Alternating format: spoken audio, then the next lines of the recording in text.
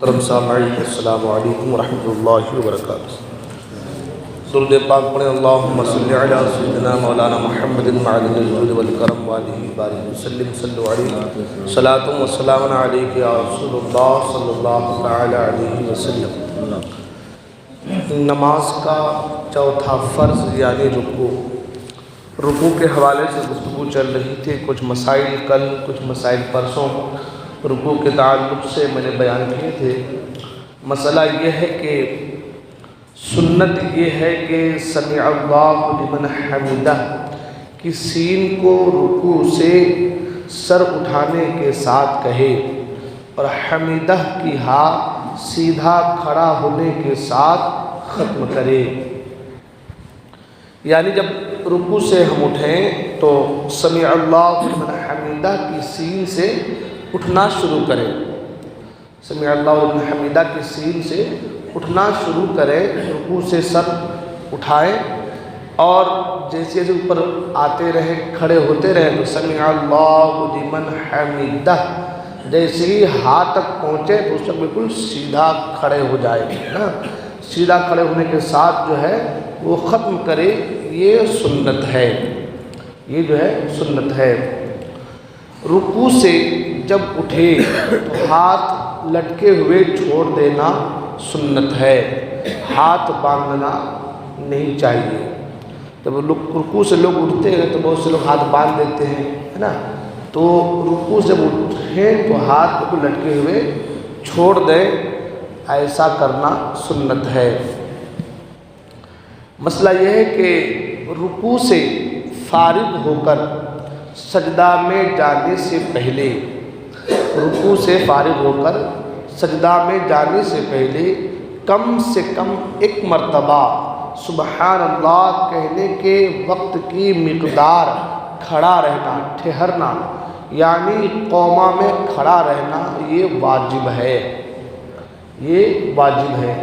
بہت سے لوگ کیا کرتے ہیں، رکوع سے سیدھا بھی کھڑے نہیں ہوتے، ویسے ہی سجدے میں چلے جاتے ہیں، رکوع سے بالکل پیٹھ سیدھی بھی نہیں کرتے، رکوع سے ہلکا سا اٹھے اور پھر ویسے ہی سجدے میں چلے گئے، تو یہ تعجیل ارکان کہتے ہیں اس کو، یہ واجب ہے کہ آپ جب رکوع سے اٹھیں کھڑے ہو جائیں تو کم سے کم اتنی دیر تک کھڑے رہیں جتنی دیر میں ایک مرتبہ سبحان اللہ کہا جا سکتا ہے۔ اتنی دیر جو ہے یعنی ایک مرتبہ سبحان اللہ کہنے کی مقدار کے وقت تک کھڑا رہنا یہ واجب ہے۔ تو یہ چیزیں بہت سے لوگ اس پہ بالکل توجہ نہیں دیتے یا بہت سے لوگ جو اس مسئلے سے ناواقف ہیں، تو یہ مسئلہ بہت امپورٹنٹ، بہت اہم ہے۔ آپ جانتے ہیں کہ واجب جب ترک ہو جائے تو پھر اگر بھول کر ہو تو سجدہ سہو ہے اور جان بوجھ کر ہو تو نماز کا اعادہ ہے۔ اب مسئلہ یہ ہے کہ مسائل سمجھائے جا رہے ہیں، بتائے جا رہے ہیں، مگر لوگ ہیں کہ پہلی بات تو بیٹھنے کو لوگ تیار نہیں ہیں، 5 منٹ 7 منٹ کوئی بڑی بات نہیں ہے، مگر لوگوں کا کام ہی اتنا رہتا ہے، دنیا داری میں اتنا منہمک ہیں ہم کہ ہم کو 5 منٹ بھی وقت، وہ بھی کس کے لیے، ہمارے لیے نہیں بلکہ اپنے لیے، یہ وقت جو ہے جو 5 منٹ آپ دیں گے آپ کی نماز اچھی ہوگی نا، ہاں نماز آپ کی بہتر ہوگی نا۔ مسائل اگر آپ کو معلوم ہو جائیں تو آپ اسی انداز سے اسی حساب سے نماز پڑھیں گے، اور مسائل معلوم نہیں تو پھر آپ جو ہے ان مسئلوں سے بے خبر ہونے کی وجہ سے آپ کی نماز درست نہیں ہو پائے گی۔ بہت سے لوگ یہ کہہ دیتے ہیں کہ بھئی اللہ معاف کرنے والا ہے، اللہ معاف کرنے والا ہے، بے شک اللہ معاف کرنے والا ہے، لیکن اگر اسی جملے کو سمجھائے کہ اللہ معاف کرنے والا ہے تب تو دنیا میں کوئی پڑھانے والا ہی نہ ہو، کوئی پڑھنے والا ہی نہ ہو۔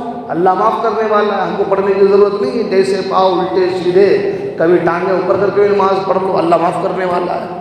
پچھم طرف بھی منہ نہ کرو، ڈائریکٹ پورب طرف کر لو، اللہ معاف کرنے والا ہے۔ بھائی اللہ معاف کب کرے گا؟ جب بندہ کوشش کرے، پھر بھی کمی رہ جائے تو خدا معاف کرے گا۔ اب بندہ سرے سے ہی بالکل نابلد ہو جائے بھائی اللہ معاف کرنے والا ہے، تو یہ تو مشکل مرحلہ ہے نا۔ آپ کو دنیا میں بھیجا، کتاب آپ کے لیے، نبی آپ کے لیے، علماء کی جماعت آپ کے لیے، اس کے باوجود بھی آپ کہیں اللہ معاف کرنے والا ہے تو یہ بہت بڑی ناعقلی ہے۔ ہاں، آپ کی اصلاح کے لیے اللہ نے قرآن کو نازل کیا، نبی کو مبعوث فرمایا، انبیاء کی جماعتیں آئی، صحابہ کی جماعتیں آئی، اولیاء کی جماعتیں آئی، علماء کی جماعت آپ کی ہماری اصلاح کے لیے ہے نا، ہمارے آپ کو صحیح راہ پر لے جانے کے لیے ہے۔ اگر آدمی کا اللہ معاف کرنے والا ہے تو پھر نہ نبی کو بھیجنا ہوتا، نہ پھر کتاب شریعت کو بھیجنا ہوتا، نہ کوئی دنیا میں پڑھانے والا ہوتا، کچھ نہیں ہوتا۔ اللہ بھیج دیا، جو کرنا ہے کرو، چلے جاؤ دنیا سے، اللہ معاف کرنے والا ہے۔ نہ پھر جنت ہوتے، نہ دوزخ ہوتا، کچھ نہ حساب، نہ کتاب، نہ میزان، کچھ نہیں ہوتا۔ تو یہ بہت بڑی ہماری کم عقلی ہے، اس کو ہم لوگ بیس بنا کر کے، خاص کر کے وہ لوگ جو شریعت سے نابلد ہوتے ہیں اور وہ موبائلوں میں جو ہے کسی سے سن لیتے ہیں، کتنے بھی گناہ کرو خدا معاف کرنے والا ہے، وہ سن لیے، اب اس بھائی اللہ رحم نہیں کیا، اللہ کریم نہیں کیا، اللہ کرم کرے گا، معاف کرے گا، وہ دوسرا کوئی معاف کرنے والا نہیں، تو پھر وہ گناہ پہ گناہ کرتے ہیں۔ اس طریقے سے کرنا، گناہ پر اڑے رہنا، یہ سب سے بڑی جو ہے دل کے خراب ہونے کی دلیل ہے۔ تو ہمارے لوگوں کے پاس 5 منٹ کا وقت نہیں ہے کہ ہم مسائل کچھ سیکھ لیں، کچھ مسائل جان جائیں، ہماری نماز دوستوں یہ وقت نہیں ہے۔ اللہ رحم فرمائے، اللہ ہدایت دے، توفیق دے، اللہ کے لوگ ایسی محفل میں بیٹھیں، کم سے کم 2-3 مسئلے ہی روزانہ اگر آپ سنیں، اس پر عمل کریں تو بہت بڑا مسئلہ حل ہو سکتا ہے۔ تو خیر یہ ایک ایسا مسئلہ ہے کہ جس پر بہت سے لوگ عمل نہیں کر پاتے، رکوع سے سیدھے کھڑے نہیں ہو پاتے، ڈائریکٹ سجدے میں چلے جاتے ہیں، ایک سجدہ کر کے بھی پورا بیٹھے بھی نہیں، ڈائریکٹ سجدے میں چلے جاتے ہیں۔ ہاں، تو یہ چیزیں تعدیل ارکان میں، ان کو تعدیل ارکان کہتے ہیں، ان میں شمار ہوتی ہیں یہ، اور یہ واجب ہے، ایک تسبیح کی مقدار تک ٹھہرنا یہ واجب ہے، اور اگر آپ نے ایسا نہیں کیا تو آپ کی نماز بھی درست نہیں ہوگی۔ اس لیے ان مسائل پر توجہ دیں۔ مسئلہ یہ ہے کہ اگر کسی نے سہواً رکوع میں سبحان ربی الاعلیٰ یا سجدہ میں سبحان ربی العظیم پڑھا تو سجدہ سہو کی ضرورت نہیں، نماز ہو جائے گی۔ یعنی رکوع میں آپ کو سبحان ربی العظیم پڑھنا ہے، آپ نے سبحان ربی الاعلیٰ پڑھ دیا، سجدے میں آپ کو سبحان ربی الاعلیٰ پڑھنا ہے، آپ نے سبحان ربی العظیم پڑھ دیا، تو اس سے سجدہ سہو کی ضرورت نہیں ہے، نماز ہو جائے گی۔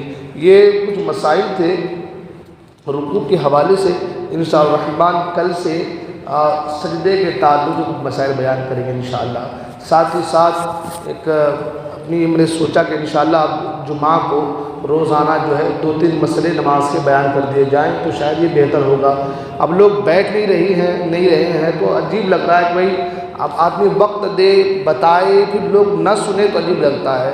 تو کم سے کم جمعہ میں انشاءاللہ اس پر عمل کرنے کی کوشش کریں گے۔ اللہ کے بارے میں دعا ہے کہ اللہ تبارک و تعالیٰ ہم تمام کو کہنے سننے عمل کرنے کی توفیق عطا فرمائے، ہمارے گناہوں کو معاف فرمائے۔